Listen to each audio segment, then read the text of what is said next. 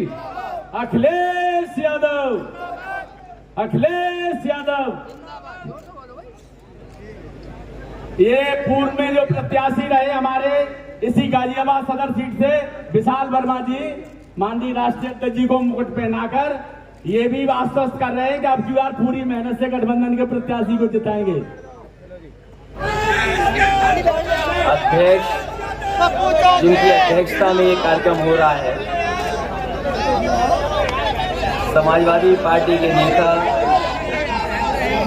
राम किशोर अग्रवाल जी, हमारे आपके और इंडिया गठबंधन समाजवादी पार्टी के प्रत्याशी सिंह राज यादव जी, मंच पर उपस्थित समाजवादी पार्टी के जिला अध्यक्ष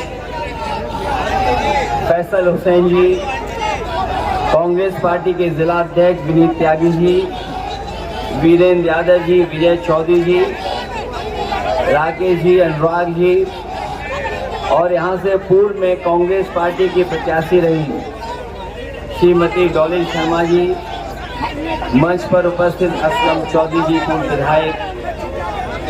विधायक अतुल प्रधान जी, विधायक आशु मलिक, मंच पर उपस्थित पूर्व विधायक जाकिर अली साहब, जावेद आबदी जी, जितेंद्र यादव जी, पूर्व विधायक अमरपाल शर्मा जी, रमेश प्रजापति जी, पूर्व अध्यक्ष सादिर हुसैन जी, सतीश शर्मा जी, मधु चौधरी जी, राज देवी चौधरी जी, नितिन त्यागी जी, राशिद मलिक से लेकर के एकता कौशिक जी और बड़ी संख्या में जो हमारे नेता जो मंच पर हैं, कांग्रेस पार्टी और समाजवादी पार्टी के सभी संगठन के नेता, सांसद तनुष पुनिया जी, और इस कार्यक्रम में मैं देख रहा हूं बड़ी संख्या में दोनों ही दलों के और इंडिया गठबंधन को जिताने के लिए उपस्थित सभी हमारे बूथ स्तर के कार्यकर्ता साथी, बड़ी संख्या में हमारे नौजवान साथी, माताएं, बहनें और पत्रकार बंधु। मैं सबसे पहले दोनों दलों के नेताओं को और दोनों दलों के सभी कार्यकर्ताओं का बहुत बहुत धन्यवाद और आभार प्रकट करना चाहता हूं। ये बाई इलेक्शन होने जा रहा है। बाई इलेक्शन में पहली चुनावी जनसभा हम लोग कर रहे हैं। इधर आपने सभी त्योहार बहुत खुशी और बहुत उत्साह के साथ मनाए हैं। हमारे आपके बीच में चुनाव के इस समय पर सभी त्योहार हम लोगों को मनाने पड़े और त्योहारों पे हम एक दूसरे से मिले हैं, एक दूसरे को बधाई भी दी है, खुशियां भी बांटी हैं। वहीं ये भी संदेश गया है कि इस बार के जो बाई इलेक्शन है, सत्ता में जो बैठे हैं उन्हें वो कोई सीट जीतने वाले नहीं हैं। और उसी का परिणाम यह है कि चुनाव की तारीख बदल गई है। जो तारीख बदली है चुनाव की, दूसरे प्रदेशों से जोड़ करके, और सरकार और आयोग ये कह रहे हैं, वहां के लोग कह रहे हैं कि विपक्षी दलों ने कहा था कि चुनाव बढ़ा दिया जाए। यहाँ पर तो समाजवादी लोग भी हैं, कांग्रेस के लोग भी हैं और दल जो सहयोग दे रहे हैं उनके साथी भी हैं। हमने आपने किसी ने नहीं कहा चुनाव टाला जाए। ये चुनाव इसलिए टाला गया है कि कहीं उत्तर प्रदेश के बाई इलेक्शन की हवा महाराष्ट्र में ना पहुंच जाए, उत्तर प्रदेश के साथ साथ महाराष्ट्र भी भारतीय जनता पार्टी ना हार जाए, इसीलिए घबरा करके इन्होंने चुनाव की तारीख बदल दी।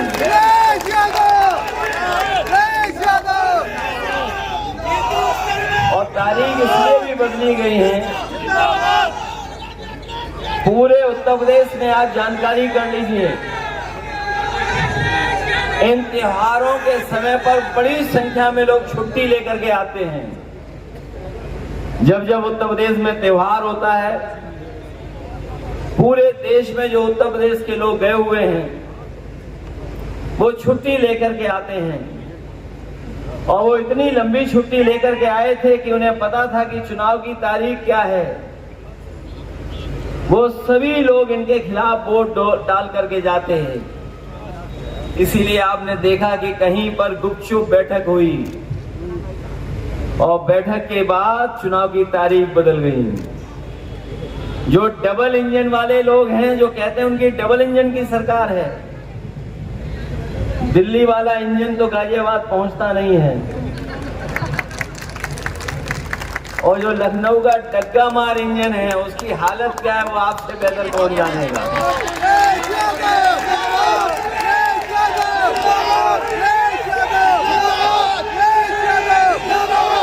हालांकि गाजियाबाद का चुनाव इस बार परिणाम अलग देने जा रहा है।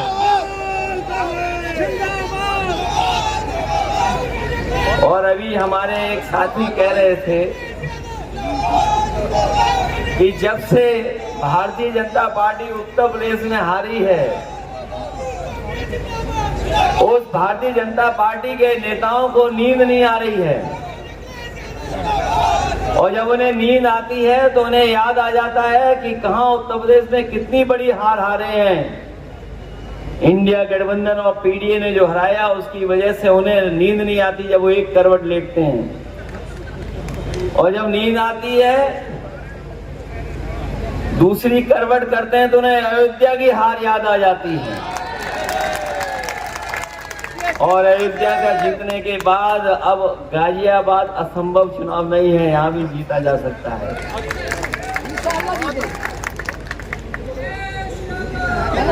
और जैसे ही चुनाव आया, बीजेपी के लोगों के नारे बदल गए। जो कहते थे कि हम सबका साथ, सबका विकास और सबका सहयोग लेंगे, वो अंग्रेजों वाला नारा दे रहे हैं।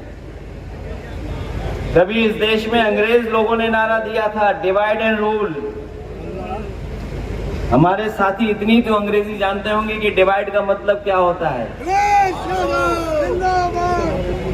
हमारे साथी अंग्रेजी जाने न जाने, लेकिन अंग्रेजों की जो नीयत थी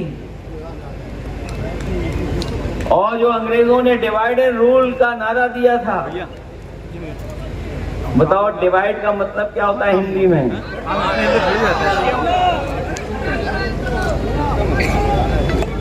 बोलिए, नारा अंग्रेजों का दिया हुआ था। सोचिए कब अंग्रेजों ने नारा दिया था। अंग्रेज तो हमें छोड़ के चले गए, लेकिन अंग्रेजों के वचन वंशी अभी भी हमारे आपके बीच में कभी कभी दिखाई देते हैं। जो अंग्रेजों का नारा था डिवाइड एंड रूल, जो उनका वचन था, वचन वंशी हमें दिखाई दे रहे हैं आजकल। और ये चुनाव 2027 से पहले होने जा रहा है। 2027 से पहले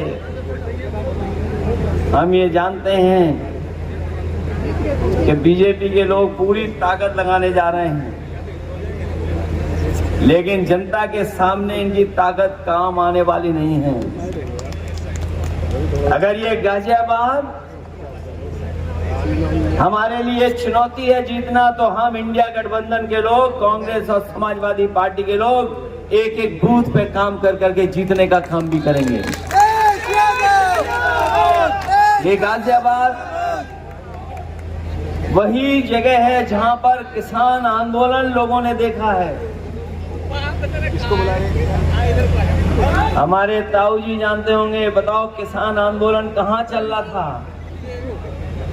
ये गाजियाबाद गवाह है किसान आंदोलन के, और जिस तरीके से अत्याचार है अभी भी किसान भूले नहीं हैं। बिल्कुल ही तिरछा करते हैं, थोड़ा सीधा हो जाए। और उसी का परिणाम है कि आज गाजियाबाद में विकास नहीं दिखाई दे रहा है।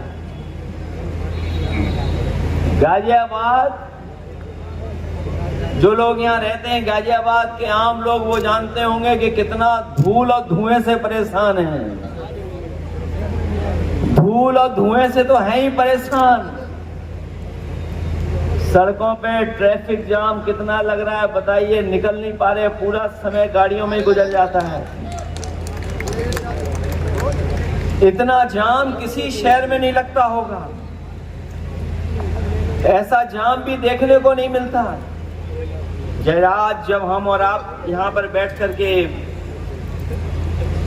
आगे की लड़ाई की तैयारी कर रहे हैं चुनाव की, एक न्याय मांगने महिला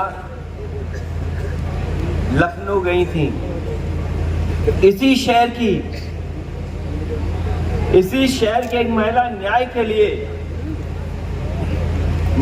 लिए लखनऊ गई, आत्मदाह की कोशिश की, लेकिन पुलिस सतर्क थी। वहां की जानकारी मिलने के बाद वो आत्महत्या नहीं कर पाई। मैं ये बात इसलिए कह रहा हूं कि अभी तक सरकार का कार्यकाल देख लीजिए, सबसे ज्यादा लोगों ने आत्महत्या करने का प्रयास किया है। आत्महत्या अगर कहीं किया है तो लखनऊ में जाकर के किया। ये हालत है कानून व्यवस्था की। और जब आपके बीच में मैं पहुंचा हूं, सुनना है कि बड़े अधिकारी को बैठाने के लिए नियम बदले जा रहे हैं, नियम। और नियम ये बनाया जा रहा है कि 2 साल के लिए अधिकारी बन जाएगा। और नियम बनाने वालों को ये पता ही नहीं है कि 2 साल उनके भी नहीं बचे हैं। 2 साल बचे हैं क्या उनके?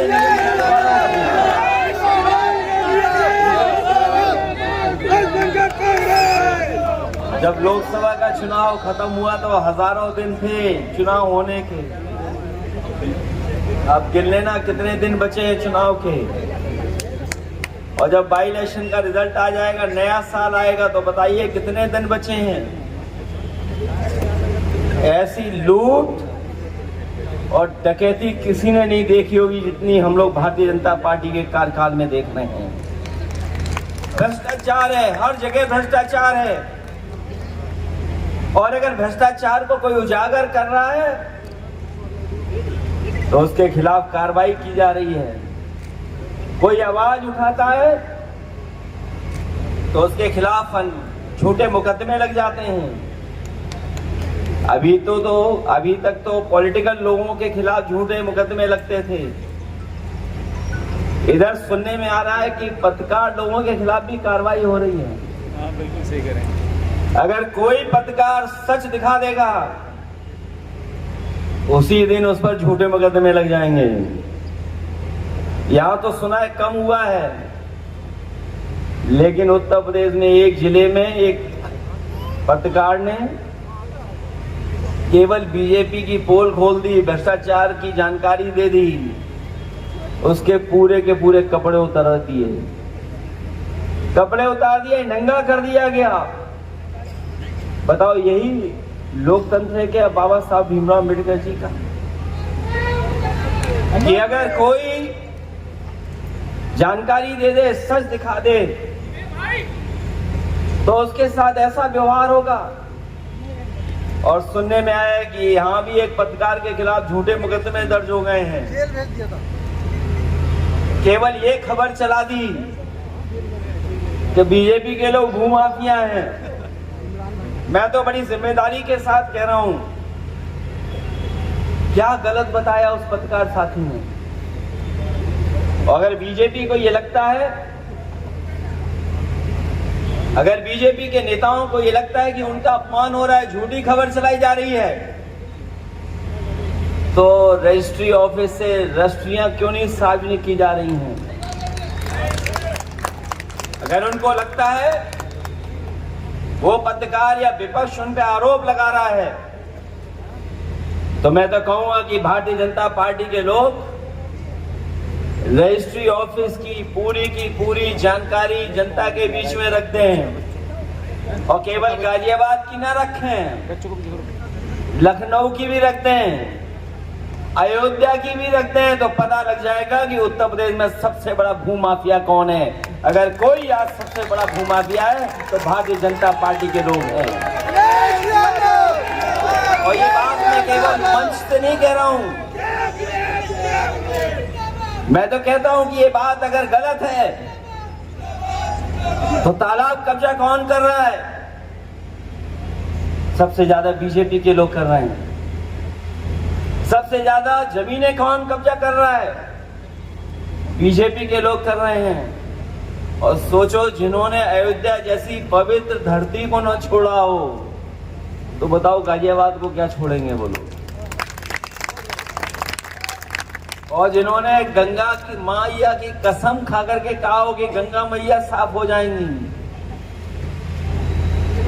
और ये गंगा मैया कितनी साफ हो गई यही बता दें बीजेपी के लोग। यहाँ भी कोई नदी बहती होगी, हिंडन नदी बहती है। बीजेपी के लोगों को लगता हो कि हिंडन नदी का पानी बिल्कुल साफ बह रहा है, तो उससे मुंह न धोएं, अपनी आंखों में डाल लें बस। गांव में ज्यादा कैंसर का मौत हो रही है, इतना गंदा पानी है। एक बूंद केवल अपनी आंख में डालने पता लग जाएगा कि हिंडन नदी कितनी साफ है। ये नदी साफ नहीं करते हैं, ये बीजेपी के लोग नदियां साफ नहीं करते हैं, बजट साफ करते हैं, बजट।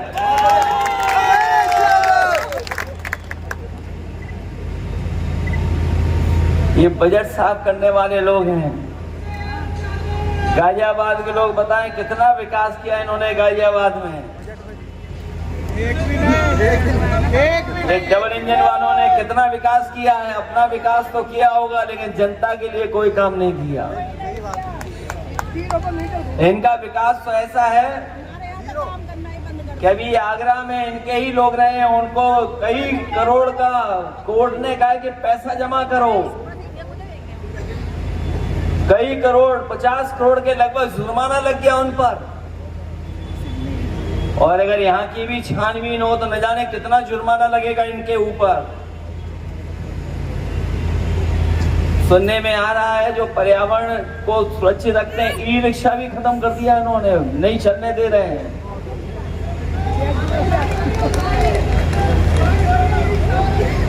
मुझे याद है वो दिन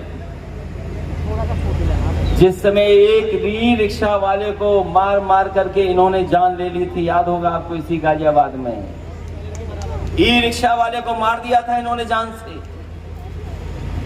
अब सुनने में आ रहा है कि ई रिक्शा बंद कर दिया।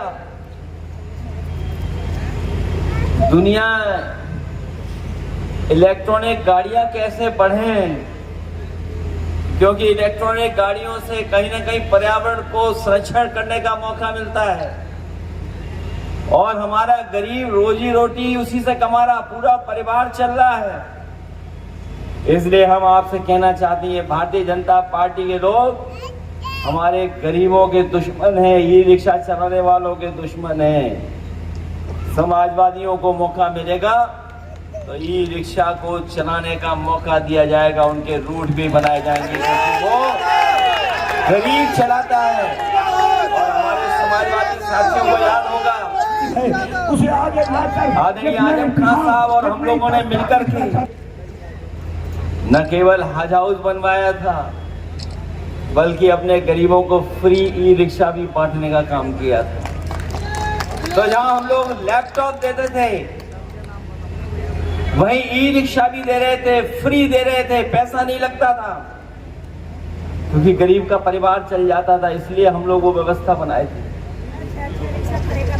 इन लोगों ने ई रिक्शा नहीं दिया फ्री, न लैपटॉप दिया, और जो वो दे भी रहे नकल कर करके छोटा सा स्मार्टफोन, वो भी ऐसा दे रहे घटिया कि उसकी उंगली चलाते रहो स्क्रीन पर, वो चलता ही नहीं है। कितनी भी उंगली घिस लो उस पर, वो चलने वाला नहीं है। नकल तो कर ली, लेकिन क्वालिटी नहीं अच्छी कर पाए, वैसा ही का वैसा दे दिया। मैं आपसे कहना चाहता हूं, ये जो मेट्रो दिखाई दे रही है आपको चलती हुई, ये समाजवादी और कांग्रेस की देन है, भारतीय जनता पार्टी की देन नहीं है। जो लोग पुराना जानते होंगे वो जानते होंगे, समाजवादी लोग और कांग्रेस पार्टी की सरकारें थी, तब जाकर के मेट्रो चली थी और यहाँ के लोगों को सुविधा दी हम लोगों ने। वो सड़क भी कभी नहीं बनी जैसी सड़क हम लोगों ने बनाई थी, एलिवेटेड। आप सब जानते हो एलिवेटेड सड़क किसने बनाई? समाजवादियों ने बनाई। और उद्घाटन किसने किया? कोई नकली आदमी की सरकार करके उद्घाटन किया, जिनका कोई योगदान नहीं था। और ये देश की पहली सड़क इतनी बड़ी बनी थी, पूरे देश में कहीं नहीं थी। मैंने आपसे कहा था उस समय भी, और कई प्रेस कॉन्फ्रेंस में कहा था कि एकलौती गाजियाबाद के लोगों को राहत देने के लिए बहुत से लोग जाम में फंसे रहते थे, घंटों नहीं पहुंच पाते थे दिल्ली। अगर किसी ने सुविधा दी थी तो समाजवादियों ने दी थी। और ये देश की पहली सड़क बनी थी जो एक पियर पे 6 लेन थी। आप जानकारी कर ले, बड़े बड़े शहरों में देश में नहीं बनी थी, चाहे वो चेन्नई हो, कलकत्ता हो, बंबई हो, दिल्ली हो, कहीं ऐसी सड़क नहीं बनी थी जहां एक खंबे पर 6 लेन सड़क बनी हो। अगर किसी ने बना के दिखाई तो वो समाजवादियों ने बनाई थी, और रिकॉर्ड टाइम में बनाई थी। रिकॉर्ड टाइम में बनाने का काम किया था। न केवल वो रिकॉर्ड टाइम में बनाया, बल्कि कानून व्यवस्था बेहतर हो, सुविधा मिले पुलिस को, उसको चलने में आराम मिले, उसके लिए डायल 100 बनाया गया। डायल 100 दिया था हम लोगों ने, और इस सरकार ने डायल 100 का क्या नंबर कर दिया? डायल का 100 की जगह 112 कर दिया। और जब से नंबर बढ़ा है, आप सब जानते होंगे, रेट भी बढ़ गया हर चीज का। जो सुविधा थी वो वसूली का काम कर रही है आज। और अभी पुलिस की भर्ती पूरी नहीं हो पाई। पेपर कितने आउट हुए थे, अभी वो मुद्दा गया नहीं है, खत्म नहीं हुआ है। पहले पेपर आउट होता था, अब क्वेश्चन खराब हो रहे हैं। पहले पेपर आउट कर करके नौजवानों का भविष्य अंधकार में डाल रहे थे, अब वही क्वेश्चन पेपर में क्वेश्चन खराब डाल रहे हैं। न केवल क्वेश्चन खराब डाले, बल्कि 30% नौजवान परीक्षा नहीं दे पाया। बताओ उनके भविष्य के साथ खिलवाड़ किसने की है? भारतीय जनता पार्टी ने की है। इसलिए आज बेरोजगार नौजवान भी आपके साथ हैं। ये जो गाजियाबाद में ऊंची ऊंची बिल्डिंग दिखाई दे रही है, मल्टी स्टोरी बिल्डिंग, ये भी महंगाई से त्रस्त हैं।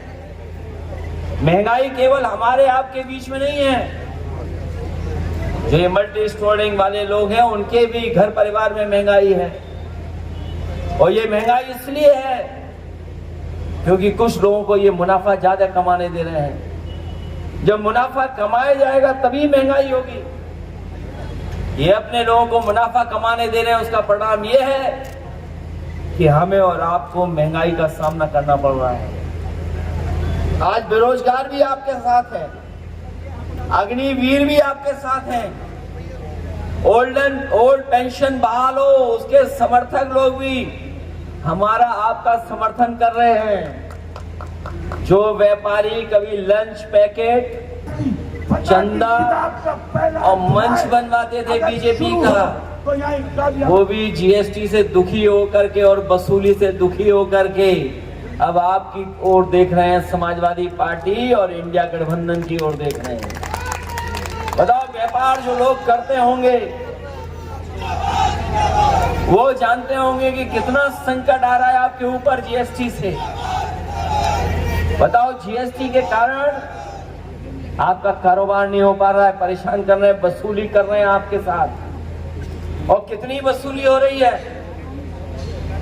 और कभी जानकारी करिए आप, जो नई व्यवस्था बनाई है उन्होंने फेसलेस। जो बड़े व्यापारी होंगे वो जानते होंगे कि अगर फेसलेस है तो केवल कुछ पैकेट देना पड़ेगा, अपने आप फेस पता लग जाता है कि फाइल कहाँ गई है फेसलेस में।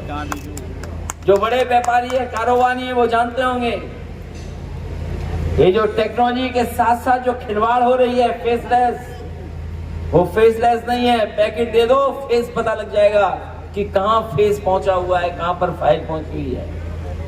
आज व्यापारी भी आपकी तरफ देख रहा है। किसान तो है ही दुखी, किसान तो पहले ही सरकार के खिलाफ खड़ा हो चुका है। इसलिए मैं आप सबसे निवेदन अपील करने आया हूं।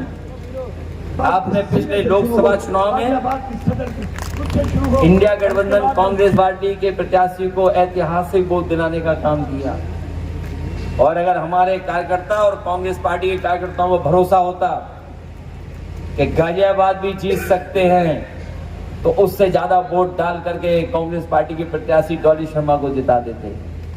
हमारे कार्यकर्ताओं के साथ अगर बेईमानी न होती, धोखा न होता,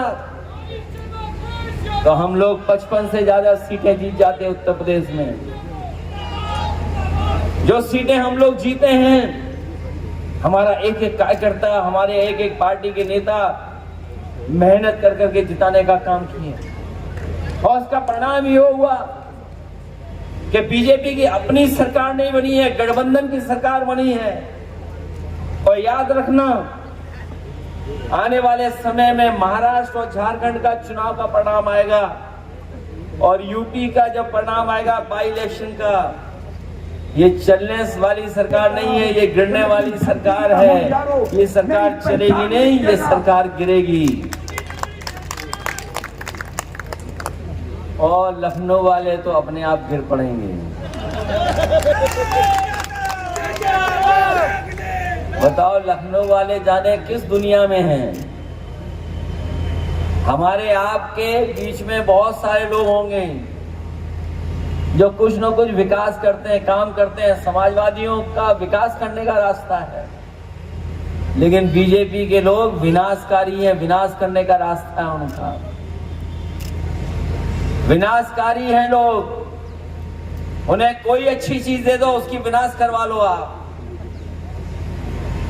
उन्हें कोई चीज दे दो, विनाश कर देंगे। इस अन्याय के खिलाफ हम लोग लगातार लड़े हैं। इसलिए आपसे मैं अपील करने आया हूं। मुझे पूरा भरोसा है कि अभी तो कम दिन थे हमारे आपके पास, अब चुनाव आयोग ने और बीजेपी के लोगों ने हमें ज्यादा दिन दे दिए। हम लोग ज्यादा तैयारी करेंगे। बताओ, आप लोग तैयारी करोगे कि नहीं करोगे? और अगर हमारा कार्यकर्ता 100% अपने बूथ पे काम करेगा तो कोई इस गठबंधन को हरा नहीं पाएगा। इसलिए 100% काम करिए अपने बूथ पर। और अगली बार जब हमारी मुलाकात होगी कहीं पर भी, हम जानते हैं गाजियाबाद के कार्यकर्ता हमें हर जगह मिल जाते हैं।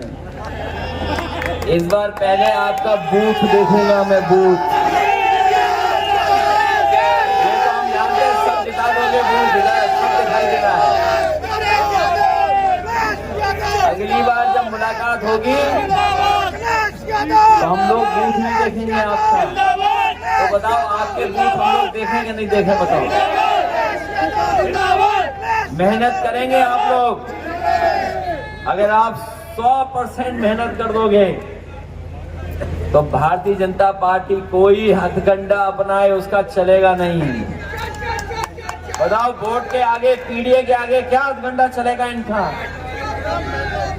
ये उदाहरण दिया है समाजवादियों ने। बाबा साहब भीमराव अंबेडकर जी का जो रास्ता था कि जनरल सीट पर भी हम लोग लड़ा सकते हैं, रिजर्व पे जिनको लड़ने का अधिकार है उनको। अगर ये किसी ने परंपरा शुरू की है तो समाजवादियों ने शुरू की है। और जब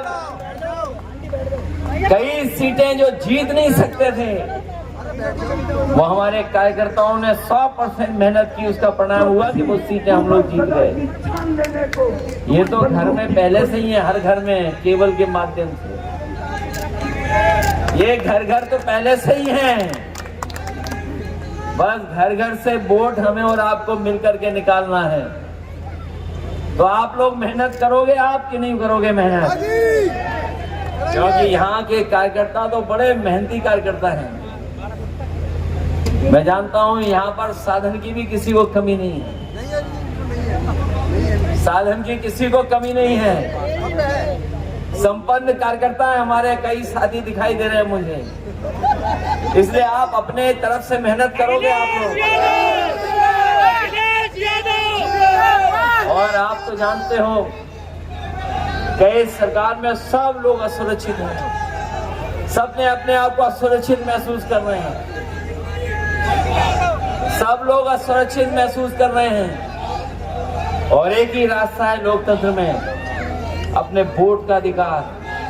मुझे पूरा भरोसा है इस बार गाजियाबाद उपचुनाव पहले भी हम लोग जीते हैं।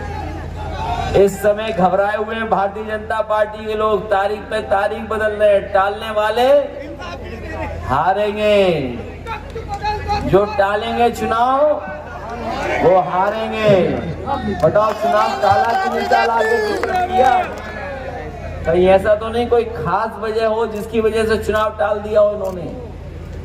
कहीं इनको तैयारी पुलिस प्रशासन की कम रह गई हो, उसकी वजह से चुनाव टाल दिया? हमारे कार्यकर्ता घबराओगे तो नहीं? और घबराना इसलिए नहीं, मैं जानता हूं सब पर मोबाइल है, सब पर मोबाइल है। जो आपको डराए धमकाए केवल वीडियो बना लेना और वीडियो बना करके रखते रहना। लेकिन आपको अपने बूथ पे काम करना पड़ेगा। बूथ पे करोगे काम आप लोग? इसलिए आज से आपको हमें और आपको मिलकर के प्रचार करना है बूथ की तरफ, क्योंकि इससे ज्यादा खिलाफ माहौल कभी नहीं मिला हुआ बीजेपी के। किसान नाराज, व्यापारी नाराज, पत्रकार नाराज, और बीजेपी के कार्यकर्ता बीजेपी के बारे में जानते हैं, क्योंकि बीजेपी जो दल है वो फंसाने वाला दल नहीं है। अधिवक्ता नाराज, बीजेपी वाले फंसाने वाला दल है, फंसाने वाला दल है। और जो गाजियाबाद में देखा हम लोगों ने, बताओ अधिवक्ता, जज साहब, पुलिस तीनों एक ही जगह एक हो गए। अब पता ही नहीं लग रहा कि क्या बात थी। सोचिए, लाठी चलते देखी हम लोगों ने, लाठी चलते हुए देखी, कोर्ट में लाठी चल रही है। कौन किसको अपमानित कर रहा है? सरकार की जिम्मेदारी है न्याय दिलाना, न्याय करना। इसीलिए 2 साल का नियम बना रहे हैं अपने खास आदमी को बैठाने के लिए, जिससे अन्याय कर सकें। और न्याय किस लिए? जिससे लोगों को डरा सकें। और इनका काम करने का तरीका देखा आपने? जब ये इनकाउंटर में फंसने लगे, लोगों ने उंगली उठाई कि सरकार ने गलत इनकाउंटर किया है, तो सरकार कहती कि हम इनकाउंटर का बैलेंस इनकाउंटर से कर देंगे। बताओ कहीं दुनिया में ऐसा होता हो तो बता दो कि एक इनकाउंटर गलत, उसका बैलेंस करने के लिए एक और इनकाउंटर।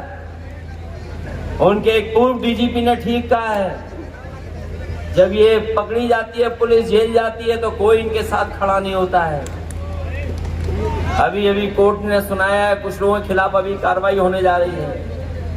इसलिए जितना हम और आप लोगों को कानून है, उसी तरह का कानून इनके लिए भी है।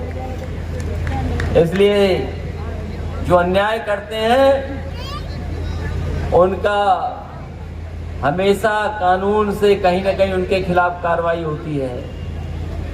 तो इसी का परिणाम यह है कि जो लोग अच्छा काम करना चाहते हैं वो निराश हैं। और राजनीति में इतनी निगेटिविटी, नकारात्मक राजनीति किसी ने नहीं की होगी जितना ये बीजेपी के लोग नकारात्मक राजनीति कर रहे हैं। इसलिए आप लोग मदद करिए चुनाव में। आपको न केवल लोकतंत्र बचाना है बल्कि संविधान बचाना है, क्योंकि संविधान इसलिए बचाना है कि अभी जो लड़ाई हम लोगों ने लड़ी है वो लड़ाई अभी पूरी नहीं हुई है। जो सवाल आरक्षण का था वैसा ही का वैसा है, जो सवाल पीड़ित परिवार के साथ अपमान का था वो वैसा ही है। जो सवाल हम लोगों ने खड़े किए थे कि संस्थाओं को कब्जा कर लिया, आज भी संस्थाएं इन्होंने अपने हिसाब से कब्जा की हैं। इसलिए इस चुनाव में बाई इलेक्शन में एक संदेश देने का काम करो और समाजवादी पार्टी और कांग्रेस पार्टी के मिलकर के जो प्रत्याशी लड़ रहे हैं इंडिया गठबंधन के, उनको जिताइए, मदद करिए और एक एक वोट दे करके चुनाव चिन्ह साइकिल पर इनको ऐतिहासिक जीत दिलाने का काम करें। इसलिए जिताइए सब लोग, मदद करिए सब लोग। और मैं देख रहा हूँ दूर दूर से कार्यकर्ता आए हैं, कुछ पीछे भी बैठे हैं हमारे, इन सबका संपर्क है यहाँ पर, इसलिए संपर्क करिए, बूथ पर घूमिए। जितना मेहनत आप लोग बूथ पे करेंगे उतनी बड़ी जीत होगी। कोई वर्ग ऐसा नहीं जो सरकार को हराना चाहता हो। किसान, व्यापारी, नौजवान, हमारी माताएं बहनें पढ़ाई लिखाई करने के बाद जो बेरोजगार आज सब के सब इस सरकार के खिलाफ खड़े हैं। इसलिए मदद करिए और समाजवादी पार्टी का चुनाव चिन्ह लड़ रहे श्री सिंह राज यादव जी को जिताने का काम जिताइए, मदद करिए। बहुत बहुत धन्यवाद।